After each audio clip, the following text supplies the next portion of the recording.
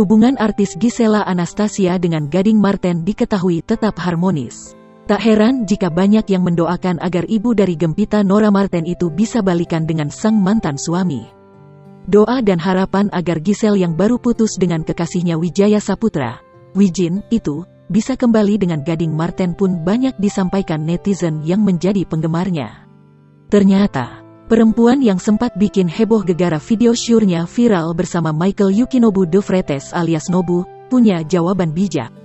Artis Gisela Anastasia ternyata mengaku tahu bahwa banyak netizen yang mendoakannya untuk kembali membina rumah tangga dengan mantan suaminya, Gading Marten.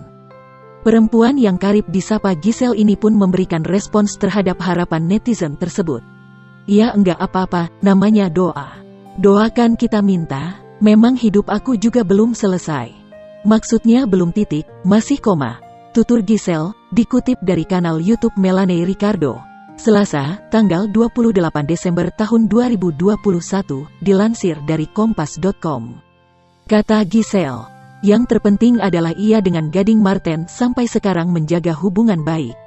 Gisel juga mengaku masih menyebut nama Gading Marten dalam setiap doanya. Saat ini, menurut Gisel, ia dan Gading tengah berkembang dengan hidup masing-masing.